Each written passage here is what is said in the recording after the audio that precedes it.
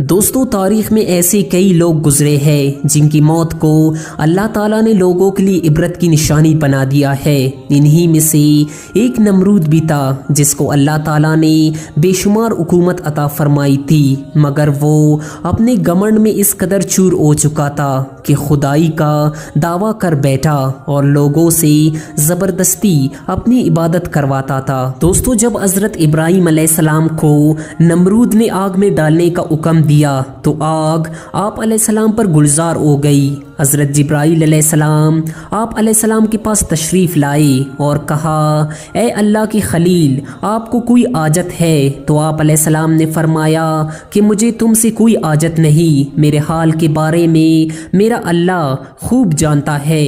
7 روز گزرنے کے بعد نمرود نے سمجھا کہ آگ بجھ گئی ہوگی۔ وہ اونچے محل پر چڑھ کر روزانہ آگ کو دیکھتا تھا، کیونکہ وہ حضرت ابراہیم علیہ السلام کی زندہ رہنے سے خوف زدہ تھا۔ وہ کبھی کبھی اپنے دل کا یہ ڈر اپنے ساتھیوں سے بھی بیان کرتا تھا۔ دوستو حضرت ابراہیم علیہ السلام آگ میں کتنا وقت رہے، اس میں مفسرین کی 3 رائے پائی جاتی ہے۔ بعض مفسرین کا قول ہے کہ 7 دن تک آپ علیہ السلام آگ میں رہے اور بعض 40 دن تک بتاتے ہیں۔ دوستو حضرت ابراہیم علیہ السلام فرماتے ہیں کہ ایسا خوشی کا وقت میں نے ساری زندگی میں دوبارہ نہیں دیکھا۔ اس کے بعد حضرت ابراہیم علیہ السلام آگ سے باہر نکل آئے اور نمرود کو نصیحت فرمائی، اور اس نصیحت کو ماننے سے نمرود نے صاف انکار کر دیا۔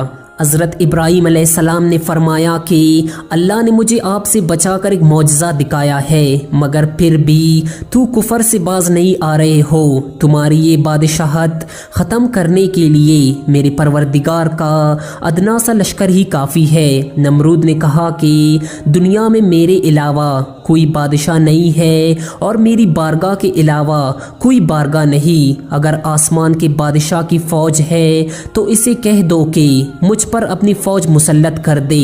تو حضرت ابراہیم علیہ السلام نے اللہ سے دعا کی۔ اتنے میں حضرت جبرائیل علیہ السلام آپ علیہ السلام کے پاس تشریف لائے اور کہا کہ نمرود سے کہہ دو کہ اس پروردگار کی فوج آ رہی ہے، یہ اپنی پوری طاقت لگا لے۔ نمرود نے 3 دن کی مہلت مانگی۔ ان دنوں میں اس نے لاکھوں کی فوج اکٹھا کی اور طرح طرح کے ہتھیار جمع کیے اور اپنی پوری فوج کے ساتھ میدان میں آ گیا۔ چوتھے روز حضرت ابراہیم علیہ السلام تنہا نمرود کے سامنے آئے تو لوگوں نے کہا، اے ابراہیم، آسمانی فوج کہاں ہے؟ ابراہیم علیہ السلام نے جواب دیا کہ نمرود، آسمانی فوج آ رہی ہے۔ اللہ تعالیٰ کی حکم سے مچھروں کی فوج نمودار ہوئی، جس کی وجہ سے آفتاب کی روشنی چھپ گئی، آسمان پر اندھیرا چھا گیا۔ نمرود نے اعلان کر دیا کہ ناکارہ بجاؤ، لیکن مچھروں کی آواز لوگوں کی کان میں پہنچی تو لوگوں کے ہوش اڑ گئے۔ ہر چھوٹا بڑا خوف الہی سے کانپ اٹھا۔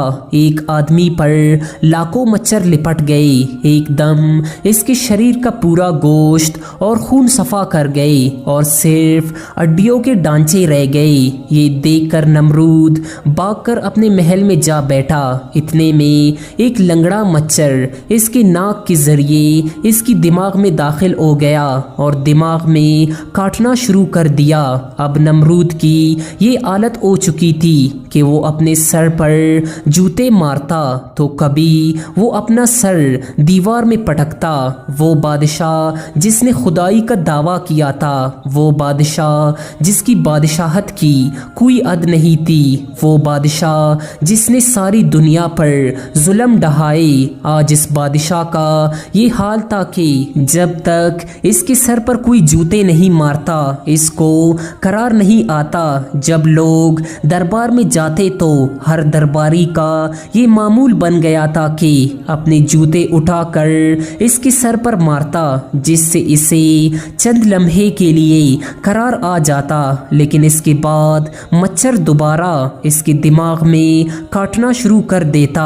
یہ چیختا چلاتا محل کی دیواروں سے اپنا سر پٹکتا مگر اس کو قرار نہیں آتا تھا۔ 40 روز تک اس عذاب میں مبتلا ہونے کے بعد بالآخر نمرود عبرتناک انجام سے دوچار ہوا۔ دوستو دنیا کی تاریخ اٹھا کر دیکھی جائے تو جن لوگوں نے اپنی طاقت اور دولت کے غرور میں اللہ تعالیٰ کی ذات کو للکارا ہے تو ان کا ایک عبرتناک انجام ہوا ہے۔